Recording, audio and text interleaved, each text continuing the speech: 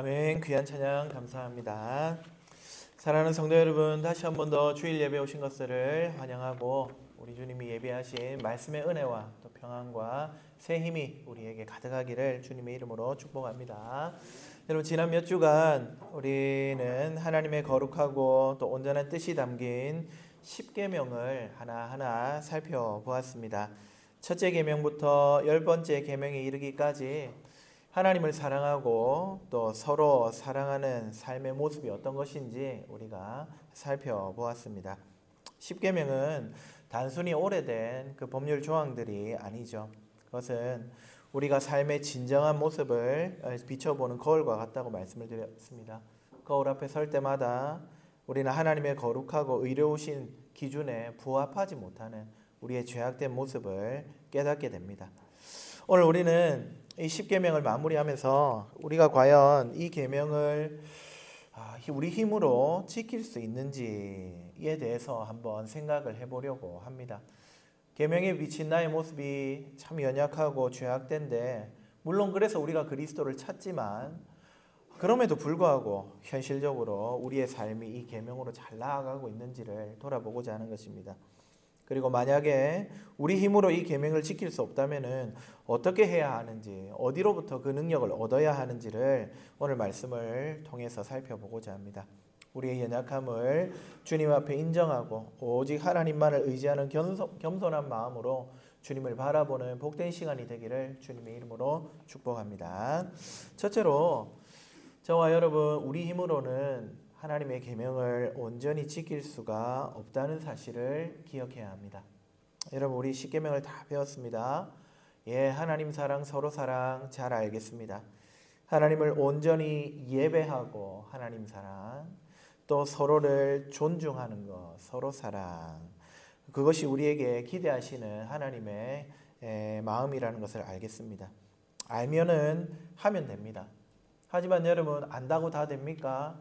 하는 게 쉽지 않습니다. 저희 아이들에게 늘 방 정리 잘 하라고 말을 합니다.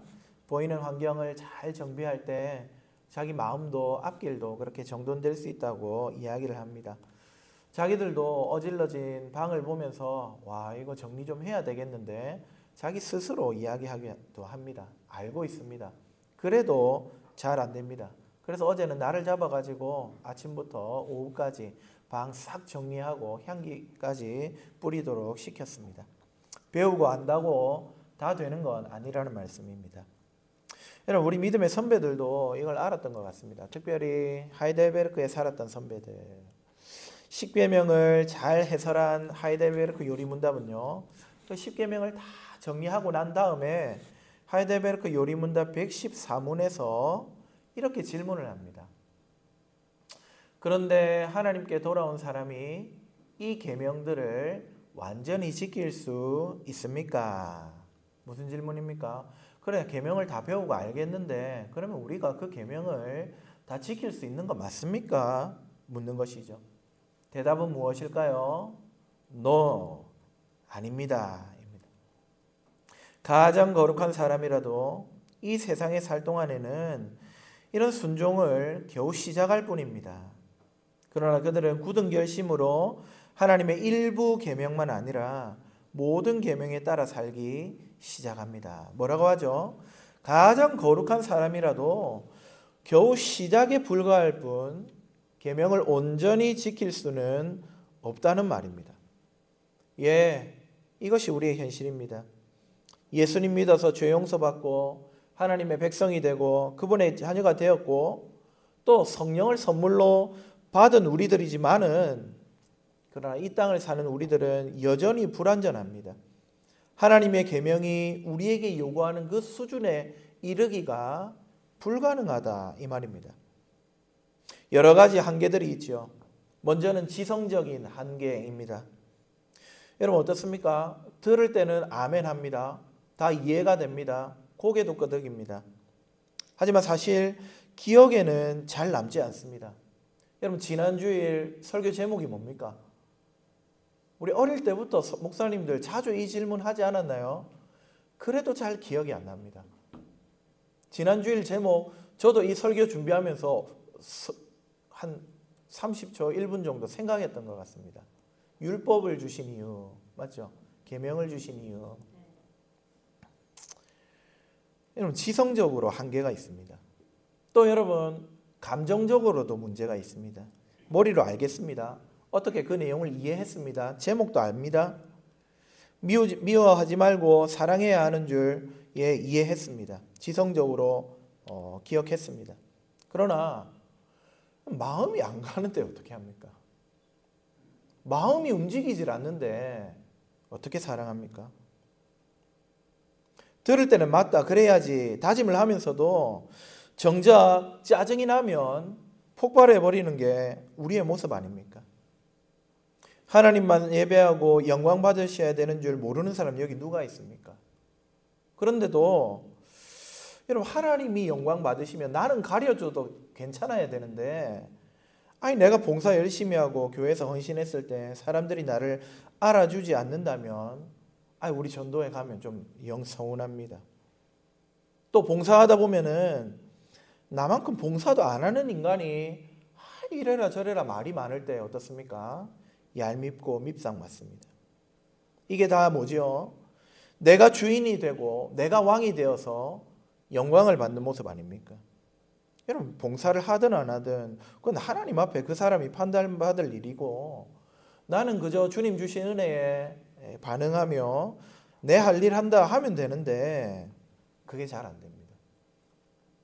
만약에 봉사가 마음을 힘들게 하면은 저는요 개인적으로는 안 하는 게 좋다고 생각합니다. 자기 마음도 힘들고 하나님께 영광도 안 되고 주변 사람들도 다 눈치 보게 만든다면은 여러분, 그 봉사가 무슨 교회에 유익이 되겠습니까? 봉사하다가 관계 다 깨지고 상처받고, 감정적으로 이게 잘 안 될 수가 있습니다. 뿐만 아니라 의지적으로도 부족할 때가 있습니다. 주일에 온전히 예배해야 하는 줄 모르는 사람 누가 있습니까?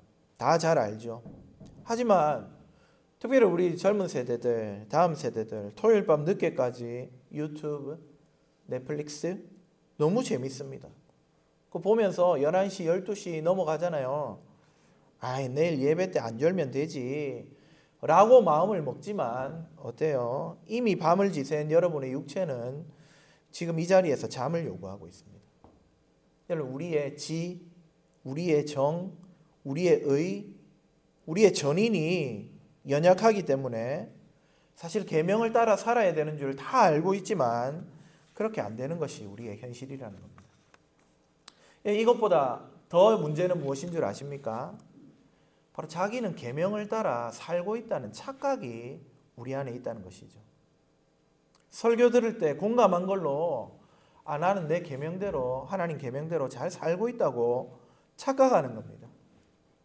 프란시스 톰슨의 책 제목을 따라서 존 스토트라고 하는 아주 저명한 성공의 신학자는요, 예수님을 천국의 사냥개에다가 비유를 했습니다. 그만큼 끈질기게 예수님이 우리를 쫓아오고 사랑하고 했기 때문에 우리가 주님 안에 거할 수 있게 되었다, 이 말입니다. 마찬가지로 저는 우리의 죄성도 못지않게 끈질긴 사냥개 같다고 말씀을 드리고 싶습니다. 계명을 따라 살고자 하는 우리를 자꾸만 속입니다. 그 정도면 잘하는 거야. 이것보다 더 어떻게 말씀 따라 살아갈 거냐고 우리의 죄성이 우리에게 속삭입니다. 나는 하나님을 사랑하고 서로 사랑하고 잘하고 있다고 하는 생각. 여러분, 만약 그렇게 생각하는 사람이 있다면요, 그 사람은 제가 장담하건대 100% 속임수에 넘어간 겁니다. 그런 사람들, 그래 난 잘하고 있잖아, 나만큼만 하라고 해라 하는 사람은, 그렇게 자신만만한 사람들이 언제나 트러블 메이커가 됩니다. 그러면 반대로 나는 하나님 사랑, 서로 사랑 잘 순종하지 못하고 있다, 그렇게 겸손하게 생각하고 있는 사람은 어떨까요? 그 사람은 반반입니다. 실제로 잘 하고 있을 수도 있고, 아니면은 그렇게 자기를 스스로 낮추는 모습에 만족하면서 계명하고는 그렇게 상관없이 살고 있는데도 그걸 잘 깨닫지 못하는 경우일 수도 있습니다. 이래든 저래든 우리는 계명을 따라 사는데 취약합니다. 여러분 우리가 정말 하나님을 사랑합니까? 하나님 한 분만 사랑하고 그분만을 예배하고 그분 안에서만 위로와 소망을 발견합니까? 정말 주님만 있으면 다른 거 다 없어도 괜찮아요? 아니잖아요. 여러분 솔직히 통장에 잔고가 자꾸 마이너스 되는데 어떻게 우리 평안할 수 있습니까? 불안하고 초조하고 막막하고 이런 상황이 계속 이어지면 성질도 나죠. 저 개인적으로도 어떤 때는 11조 구별하지도 못했는데 이래저래 다 떨어지고 나면은요 회의감이 몰려옵니다. 하나님이 멀리 가신 것도 아니고요. 지금 저와 함께 하시지 않는 것도 아닌데 위로와 만족이 사라져 버립니다. 우리가 하나님만 사랑하고 하나님만 욕망하고 하나님만으로 만족하는 것, 하나님을 정말 예배하는 삶 사는 거 맞습니까? 그래. 그래도 우리가 하나님을 버리게 하겠습니까?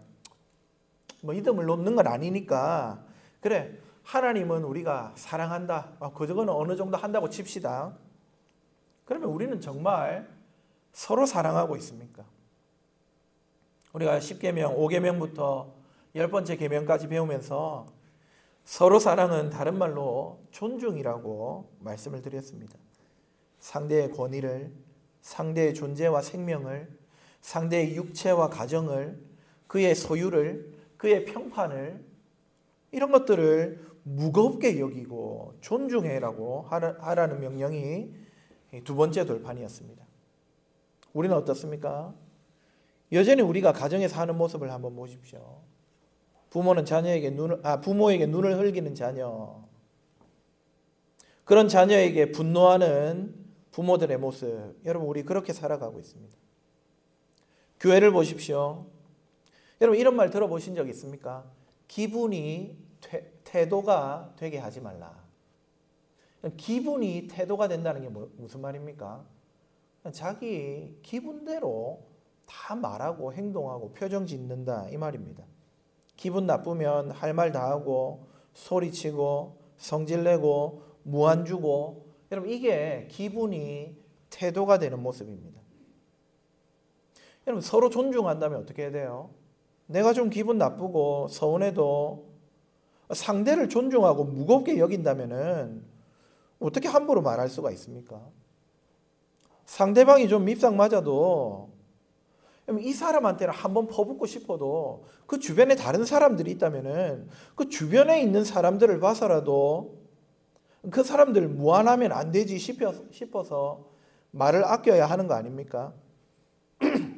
근데 그냥 하고 싶은 말 다 하고 다 싸지르고 눈치 보게 만들고 그러면서 자기는 똑 부러져서 할 말은 다 하되 뒤끝없는 스타일이라고 말하고 다니는 거. 여러분 그런 사람은 한 가지를 몰라요. 주변에서 불편한데 그 사람 다 참아주고 있는 걸 자기는 모릅니다. 그러면서 설교 들을 때는 아멘 하지요. 아멘 하면 뭐합니까? 자기 모습과 연결시킬 줄을 모르는데. 여러분 설교 들을 때 아멘 되고 고개 끄덕이고 하는데 내 삶이 변하지 않는다. 이거는요 굉장히 무서운 일입니다. 우리 구주 예수님께서도 이 땅에 계시는 동안 설교하셨죠. 주님 설교하실 때 주로 사용하신 방법이 비유입니다. 주님이 왜 비유를 사용해서 설교하신 줄 아십니까? 크게 두 가지 목적입니다. 바로 계시와 은폐. 계시는 뭐죠? 열어 보이는 겁니다. 예수님 비유를 통해서 아주 쉽게 알아들을 수 있도록 말씀하셔서 하나님 나라가 어떤 것인지, 주님이 주시는 은혜가 무엇인지, 그분 안에 있을 때 누리는 복이 무엇인지를 알고 누리게 하려고 계시하시려고 비유로 말씀하셨습니다. 근데 반대 목적도 있었습니다. 뭡니까? 아니 대놓고 말을 안 하니까 못 알아듣게 하는 겁니다. 콕 집어서 말을 안 하니까 아니 이거 내 얘기 아니구나 생각하게 만드는 겁니다. 그래가지고 하나님의 뜻과 그분의 나라와 그분의 말씀을 가리시려고 은폐하시려고 비유를 사용하셨습니다. 그렇게 은폐하고 말씀을 듣지만 고개를 끄덕이지만 그 말씀대로 살지 못하면 어떻게 될까요? 결국 나중에 그가 행한 대로 심판받게 되고 슬피 울며 이를 갈게 되는 것이죠. 설교를 들을 때는 아멘 하는데 자기 모습과 연결시킬 줄 모르는 모습. 이게 뭐 너나 할 것 없이 저와 여러분의 원래 모습입니다. 더 말하려면 끝도 없습니다. 여전히 음란 사이트를 드나드는 청년들, 또 중년들, 교묘하게 말하면서 사람 평판을 떨어뜨리는 우리의 말습관 여전합니다. 여러분, 율법은 거울이라고 말씀을 드렸습니다. 계명을 상기할 때마다 저와 여러분은 우리 자신의 그런 죄성과 추악한 민낯을 직면해야만 합니다. 율법의 고발 앞에 고개를 숙이고 겸손하게 서야 마땅합니다. 바로 그때에 그런 못난 우리를 용서하시고 받아주시며 또 계명을 순종할 수 있는 힘을 주시는 우리 구주 예수 그리스도의 은혜를 누릴 수가 있는 것입니다. 사랑하는 여러분, 우리가 계명을 배웠지만 우리 힘으로는 계명을 온전히 지킬 수 없다는 사실을 기억하시기 바랍니다. 자, 그렇다면 두 번째로 우리는 어떻게 해야 합니까? 율례를 지킬 수 있도록 기도해야 합니다.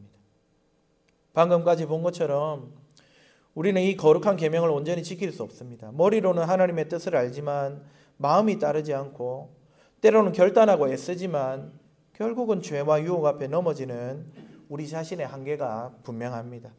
우리 본성은 그렇게 약하고 불완전합니다. 그렇다고 여러분, 이 부족함과 절망 앞에 주저앉아 있어야만 되겠습니까? 나는 이 정도밖에 안 되니까 하고 스스로 자위하면서 포기해야 하겠습니까? 그렇지 않습니다. 성경이 우리에게 길을 제시합니다.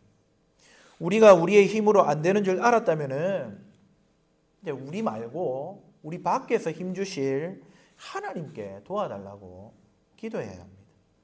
하이델베르크 요리문답이 10계명을 딱 설명하고 나서요, 그 다음에 나오는 내용이 무엇이냐면 주기도문입니다. 하나님께서 우리에게 완전한 율법을 주신 것은 우리가 그것을 완벽하게 지켜서 스스로 의로워질 수 있기 때문에 주신 게 아니라는 거예요. 오히려 율법을 통해서 우리의 죄악을 깨닫고 그 부족함을 채워주실 하나님 앞으로 나아가 간구하라고 가르치는 것, 그것이 우리 믿음의 선배들의 모습입니다. 그래서 우리도 10계명을 배웠기 때문에 이제 다음 기회에 주기도문을 살피려고 합니다. 우리가 하나님의 계명을 온전히 지킬 능력이 없음을 알았으니 이제부터는 기도로 능력을 공급받아 말씀을 지키겠다는 것이죠. 여러분 잘 아시지만은 하나님의 계명, 그것은요, 우리 눈에 보이는 삶, 그 계명이 요구하는 삶은 눈에 보이는 것 이상입니다. 단순히 겉으로 드러나는 행동뿐만 아니라 우리의 마음과 생각까지도 온전해야 한다고 율법은 요구하고 있습니다. 살인하지 말라. 단지 사람만 안 죽이면 되는 게 아니라 미워하는 마음조차도 품지 말라는 게 예수님 기준이지 않습니까? 간음하지 말라. 음란한 생각이나 눈길까지도 죄로 여기고 있지 않습니까? 그러니까 눈에 보이는 삶 이상을 말하고 있다는 것이죠. 솔직히 우리가 어떻게 이런 수준의 삶을 살 수가 있겠습니까? 뿐만 아니라 야고보서 2장 10절은 누구든지 온 율법을 지키다가 그 하나를 범하면 모두 범한 자가 되나니 말씀합니다. 우리가 아무리 조심하고 아무리 노력한다 해도 단 한 계명이라도 또 그 계명의 부분이라도 어기면은 모든 계명을 어긴 것과 같다는 말씀. 이 얼마나 우리의 부담스러운 말씀입니까? 특히 탐심이나 음욕 같은 죄들. 이거 우리가 뭐 탐욕을 갖겠다 마음 먹어서 되는 거예요? 나 음란한 생각을 지금부터 시작해야지 해서 하는 겁니까? 우리가 의도적으로 키우기보다는 불쑥불쑥 마음속에 들어오는 그런 마음들 아닙니까? 내가 원하지 않아도 무심코 반응하게 됩니다. 그럼 여러분, 탐심, 탐욕을 갖지 말라고 10계명에 말씀하셨는데 우리 어기는 거잖아요. 하나 어기면 다 어기는 겁니다. 그 외에도 우리 안에 숨어있는 교만, 시기, 질투, 분노, 이기심, 이와 같은 뿌리 깊은 죄성은 우리가 아무리 애써도 혼자서는 도무지 극복할 수가 없습니다. 그렇기 때문에 늘 계명에 걸려 넘어질 수밖에 없습니다. 바로 이런 우리 본성의 한계와 또 죄악의 문제를 넘어설 수 있는 길, 그것이 바로 기도입니다. 하이델베르크 요리문답 115문 같이 한번 보실까요? 제가 질문하겠습니다. 여러분들이 대답을 읽어주십시오. 이 세상에서는 아무도 십계명을 완전히 지킬 수 없는데 하나님께서는 왜 그렇게 엄격히 십계명을 설교하게 하십니까? 여러분이 대답하십시오. 시작.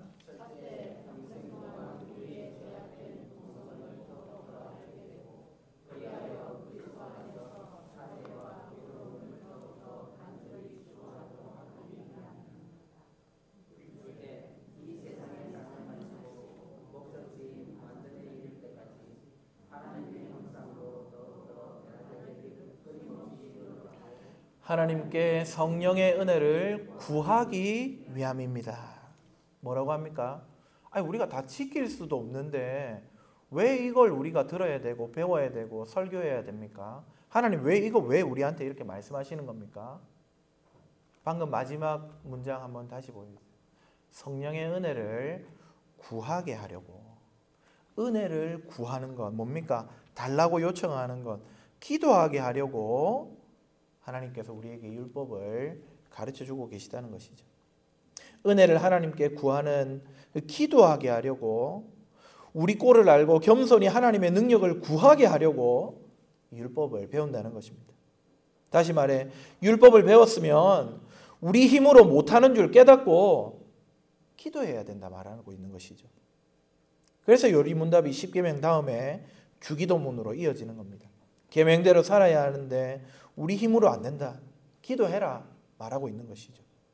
사랑하는 여러분, 기도하며 성령님을 의지할 때 저와 여러분의 끈질긴 죄성을 이길 수 있음을 믿으시기 바랍니다. 기도는 하나님의 능력이 전달되는 통로고요. 하나님께서 우리에게 은혜를 베푸시는 방편입니다. 나이가 들수록 생기는 고집도 기도하면 부드러워집니다. 자기 기분만 내세우는 죄성도 기도하면 다른 사람의 마음을 헤아릴 줄 아는 너그러움으로 바뀔 수 있습니다. 기분 나쁘면 할 말 다 하고 주변 사람들 불편하게 만드는 이 기분이 태도가 되는 못된 습관도 기도하면 성령께서 도와주시고 한 걸음 한 걸음 조금씩 더 참을 수 있게 될 것입니다. 그러면 마침내 소원했던 관계들이 풀어지고 친밀해지겠지요. 여전히 이 땅을 사는 동안 우리를 유혹하는 음란한 생각이나 남의 평판을 깎아내리는 험담 같은 죄악들도 기도할 때 성령께서 깨부수어 주시는 것이죠. 우리 안에 있는 모든 못난 마음들, 우리 하나님께 다 기도로 아뢰면은 성령님이 그것들을 다스리시고 계명에 순종하는 자리로 우리를 날마다 조금씩 더 인도해 가실 것입니다. 사랑하는 여러분, 기도하는 저와 여러분 되기를 간절히 바랍니다. 하나님의 능력을 의지합시다. 성령께서 다스리셔서 주의 율례를 지키게 하시기를 간절히 기도하며 살아가는 저와 여러분 되시기를 주님의 이름으로 축복합니다. 말씀을 맺겠습니다. 계명을 알아도 순종하지 못하는 우리의 연약함을 인정합시다. 말과 삶이 따로 놀고 믿음과 실천이 만나지 못하는 죄성을 직시합시다. 이런 우리의 모습을 기도로 우리 하나님께 아뢰어서 성령의 능력을 받아 주의 율례를 지키는 복된 삶을 살아가는 저와 여러분 다 되시기를 주님의 이름으로 축복합니다. 아멘. 주신 말씀을 기억하면서 찬송가 425장 찬송합시다.